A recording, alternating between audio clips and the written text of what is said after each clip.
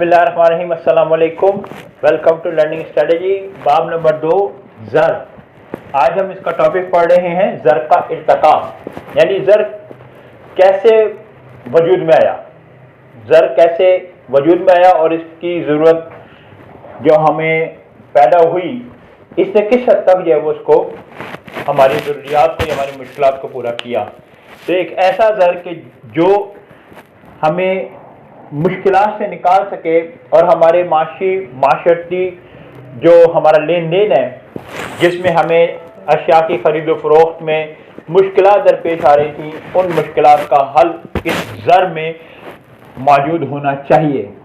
तो पहले हम देखते हैं कि ज़र का इर्तिका होने की वजूहात क्या हैं। उसमें सबसे पहली वजह यह है कि अशिया ज़र या अजनासी ज़र कि पहले वक्तों में, हमने पिछले लेक्चर में भी पढ़ा था कि पहले वक्तों में हम अशिया को बतौर ज़र जो वो इस्तेमाल करते थे, और ये अशिया का बतौर ज़र इस्तेमाल होना तकरीबन बहुत ज़्यादा नामुमकिन तो नहीं, लेकिन काफ़ी हद तक मुश्किलात से दो चार करता था, क्योंकि कुछ अशिया ऐसी होती थी कि जो मौसमी होती थी, ज़रिए अजनास को ले लें हम, और कुछ अशिया ऐसी होती थी कि जो वज़न में या हुजम में ज़्यादा बड़ी होती थी, और कुछ ऐसी अशिया होती थी कि जो बतौर ज़र इस्तेमाल होती थी कि जो जानदार होती थी। तो इनको बतौर ज़र इस्तेमाल करना लेन देन के लिए ये बहुत सी मुश्किलात का बायस बन रहा था। लिहाजा अशिया जो ज़र के तौर पर इस्तेमाल होती थी, अजनासी अशिया, ज़रई अशिया, वो नाकाफ़ी थी। वो मुमकिन नहीं था कि इन अशिया के बदले में हम अपनी माशी ज़रूरियात को पूरा कर सकें और उसको लेन देन में बतौर लेन देन, अशिया के लेन देन में जो वो इस्तेमाल कर सकें। फिर हम ये देखते हैं कि धाती ज़र।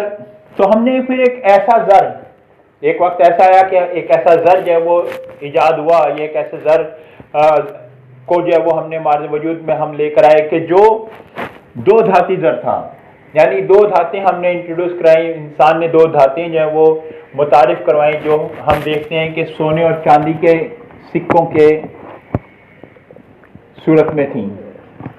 अब ये सोने और चांदी के सिक्के जो बतौर ज़र इस्तेमाल किए जा रहे थे,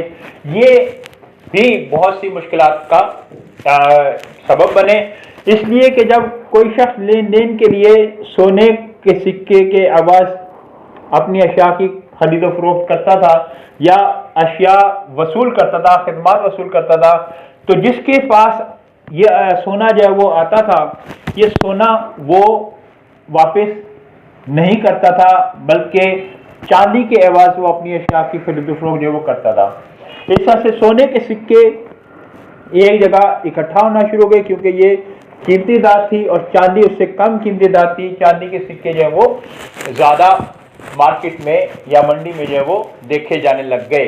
इस तरह से सोने के सिक्के और चांदी के सिक्कों की जो ज़र के तौर पर इस्तेमाल था, वो भी ज़्यादा मौसर साबित नहीं हुआ। फिर हमें ये देखना था कि जो हमें ज़र चाहिए था, दरकार था, वो बतौर हकीकी वैल्यू कम रखता हो, यानी कि उसकी अपनी वैल्यू जो है वो कम हो, अपनी कदर कम हो, और ज़ाहरी उसकी कदर जो है वो ज़्यादा हो। लेकिन सोने और चांदी के सिक्के अपनी हकीकी कदर ज़्यादा रखते थे और ज़ाहरी कदर और हकीकी कदर उनकी बराबर ही समझें कि जितने का सोने का सिक्का है उतनी उसकी मालियत भी है। तो इसलिए ये बतौर अच्छा ज़र जो वो इस्तेमाल नहीं हो सके। फिर हमने देखा कि जो नकाइश इस धाती ज़र में मौजूद थे, सोने और चांदी के सिक्कों में, और जो मुश्किलात दरपेश थी, सोने का एक जगह इकट्ठा हो जाना और चांदी का मंडी में मौजूद होना, और सोने की धाती सिक्के जो वो ज़्यादा महंगे होने और चांदी के कम कीमत के होने, और इनके ज़ाहरी और हकीकी कदर का यकसा होना सोने और चांदी के सिक्कों का। तो बहुत सी मुश्किलात जो दरपेश थी, उनके बदले में, उनकी वजह से हमने एक ऐसा ज़र, इंसान ने एक ऐसा ज़र मुतारिफ करवाया जिसे हमने कागजी ज़र का नाम दिया। ये कागजी ज़र जो है, इसकी अब हकीकी जो कदर थी वो ना होने के बराबर है, यानी कि वो ना होने के बराबर है, कम है, और इसकी ज़ाहरी कदर जो है वो ज़्यादा है। ज़ाहरी कदर का मतलब ये है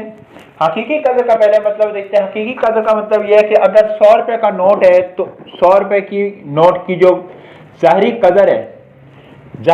ہے وہ ہے 100 روپے، لیکن اس کی حقیقی قدر وہ ایک کاغذ کا صرف ایک پرزہ ہے، ایک ٹکڑا ہے جس کی کوئی اہمیت نہیں ہے، جس کی کوئی ویلیو نہیں ہے، کوئی قدر نہیں ہے. لیکن اس پر جو پرنٹ ہوا 100 روپے کا جو وہ مالیت کا نوٹ ہے، یہ اس کی ظاہری قدر ہے جو اس کی ویلیو کو یا اس کی قدر کو بڑھاتا ہے، اور جس کے عوض میں اشیاء خدمات کی خرید و فروخت کی جاتی ہے. اسی طرح سے ہم دیگر اور نوٹ دیکھتے ہیں، 1000 کا بھی ہے، 500 کا بھی ہے، 5000 کا بھی ہے. اس طرح سے یہ تمام تر یہ ظاہری قدر رکھتے ہیں اور ان کی قانونی حیثیت حاصل ہے ان کو، اس لیے یہ حقیقی قدر ان کی کم ہے، ایک کاغذ کے ٹکڑے ہیں، لیکن ان پر جو شائع کی گئی اماؤنٹ ہے، جو رقم جو اس پہ شائع کی گئی ہے، وہ اپنی قدر جو ہے وہ زیادہ رکھتی ہے. اس لیے یہ کاغذی زر جو ہے وہ ایک اچھا زر ظاہر ہونا شروع ہوا. اس کے بدلے میں ہم بہت سی جو ہمیں مشکلات درپیش تھیں ماضی میں کہ ہم ذخیرہ نہیں کر سکتے اشیاء کا، اور ہم جو ہے وہ ان کو ایک جگہ سے دوسری جگہ منتقل نہیں کر سکتے، جو ہم نے پچھلے لیکچر میں پڑھا تھا، وہ تمام تر ہماری مشکلات اس سے حل ہو رہی تھیں، اور ہم ان کی قدر کو ذخیرہ کرنے میں بھی، اشیاء کی قدر کو ذخیرہ کرنے میں بھی اس کاغذی زر کے بدلے میں جو وہ ممکن کر رہے تھے کہ ہم پیسہ جمع کر لیں اتنی مالیت کا جتنے کی مستقبل میں اشیاء کی ہم نے خرید و فروخت کرنی ہے یا اشیاء خدمات سے ہم نے مدد لینی ہے، تو ہم ان کی ویلیو کو، ان کی قدر کو پیسے کی صورت میں اکٹھا کر کے آنے والے وقت میں ہم اس کی خرید و فروخت بآسانی بنا لیتے ہیں. لیکن اس میں بھی کچھ مشکلات درپیش آئیں، اور وہ یہ کہ کاغذی زر، کیونکہ یہ زر جو ہے ہمیں ایک ایسے زر کی ضرورت تھی کہ جو اپنی جو ہے کہنے کے خود براہ راست استعمال نہ ہو، براہ راست استعمال نہ ہو، اس کا براہ راست استعمال نہیں ہونا چاہیے، یہ براہ راست استعمال نہ ہو. مطلب ہم نے دیکھا تھا کہ پہلے کے جو اشیاء خود نوش تھیں، جو ہم اشیاء اجناس کی صورت میں لیتے تھے، وہ براہ راست استعمال ہوتی ہیں، وہ گل سڑ جاتی ہیں، وہ براہ راست استعمال ہو کر ختم ہو جاتی ہیں. لیکن ہمیں ایک ایسے زر کی تلاش تھی کہ جو براہ راست تو استعمال نہ ہو، لیکن اس کے عوض اشیاء خدمات جو ہیں وہ ہم حاصل کر سکیں. تو ہم براہ راست 100 روپے کے نوٹ کو نہیں استعمال کرتے، 1000 کے نوٹ کو کھاتے نہیں ہیں، یا اس کو براہ راست ہم اس کے لیے اس کا براہ راست استعمال ہمارے لیے ممکن نہیں ہے، لیکن ان رقوم کے بدلے میں ہم جو ہے وہ اشیاء خدمات حاصل کرتے ہیں. اس لیے یہ اعتباری زر جو ہے وہ ہم یہ جو کاغذی زر میں جو ہے وہ کچھ حد تک یا بہت حد تک جو ہے وہ ہمارے لیے بہت سی مشکلات کا حل لے کر آیا. لیکن اس میں کیونکہ ہم ان زر کو کاغذی زر کو کیونکہ براہ راست استعمال نہیں کرتے، تو اب یہاں پر ایک مسئلہ درپیش آتا ہے، وہ ہوتا ہے کہ ہم دیکھتے ہیں اس کی جو طلب و رسد ہے، طلب و رسد میں جو ہے وہ ہم نے دیکھنا ہے کہ توازن ہے یا نہیں ہے. یعنی اگر لوگ جو ہیں وہ روپے پیسہ زیادہ اپنے پاس اکٹھا کرنا شروع کر دیں، ٹھیک ہے، روپے پیسہ اگر زیادہ اکٹھا شروع کر دیں، ذخیرہ کرنا یا اس کی ڈیمانڈ کرنا، اور مارکیٹ میں منڈی میں اس کی رسد جو ہے وہ کم ہو، تو پھر اس کی وجہ سے جو ہے وہ ان حالات کی وجہ سے اشیاء خدمات کی قیمتوں پر جو ہے وہ اثر پڑتا ہے، قیمتیں کم اور زیادہ ہوتی ہیں. طلب و رسد، اس کاغذی زر کی طلب و رسد کا جو ہے وہ بہت زیادہ خیال رکھا جاتا ہے کہ منڈی میں، معاشرے میں اتنے ہی جو ہے وہ کاغذی نوٹ جو ہے وہ پبلش کیے جائیں، چھاپے جائیں کہ جتنی کی ضرورت ہے، یا اس کی ضرورت کو کیلکولیٹ کر کے کہ کس قدر زیادہ معاشرے میں نوٹ جو ہے وہ شائع کیے جائیں کہ جس سے کہ افراط زر نہ ہو. افراط زر کا معنیت روپے کا زیادہ ہونا، افراط زر کہ جس میں زر جو ہے وہ اس کی طلب زیادہ ہو جائے، رسد زیادہ ہو جائے اور طلب کم ہو، تو ایسی صورت میں ہم افراط زر کہتے ہیں. لیکن اگر کچھ ایسا مسئلہ بن جائے کہ تفریط زر ہو جائے، اب ایسی صورت میں کیا ہے، زر کی طلب جو ہے وہ زیادہ ہے لیکن رسد کم ہے، تو یہ دونوں صورتیں جو ہم دیکھتے ہیں کہ زر کے شائع ज़्यादा होने में या उसके शाया कम होने में दरपेश आती हैं। इन दोनों सूरतों की वजह से अशिया और खिदमात पर या कीमतों पर, अशिया की कीमतों पर और खिदमात पर बहुत गहरा असर जो वो ज़ाहिर होता है। इसलिए इसको बहुत ही एहतियात से, करेंसी नोट को बहुत एहतियात से जो वो शाया किया जाता है, इसको कैलकुलेट किया जाता है कि किस कदर ज़्यादा इसको हमने पब्लिश करना है। लिहाजा ये इसमें एक परेशानी जो वो हमें उसका सामना करना पड़ता है। इसकी वजह से, इन परेशानियों ही की वजह से हम इंसान ने यानी कि किसी जो है वो एक और हमने जो है वो तरीक़ेकार इख्तियार किया और वो हमने रखा कि एतबारी ज़र, कि अब लोगों के पास एक मखसूस हद तक रुपए हो, कागजी ज़र हो और उससे ज़्यादा ना जाए। ऐसी सूरत में हमने एक ऐसा ज़र इंट्रोड्यूस कराया कि जो एतबारी ज़र की सूरत में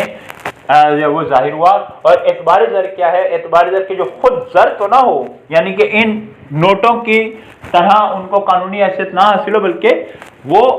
ऐसा ज़र हो कि जिस पर एतबार किया जाए, कानूनी हैसियत तो उसको हासिल हो लेकिन वो बराह रास्त ज़र के तौर पर इस्तेमाल ना हो रहा हो, यानी कि जो है वो रुपयों की सूरत में ना हो बल्कि एतबारी ज़र की सूरत में हो। और तो ये बैंक के तमाम तर चेक्स,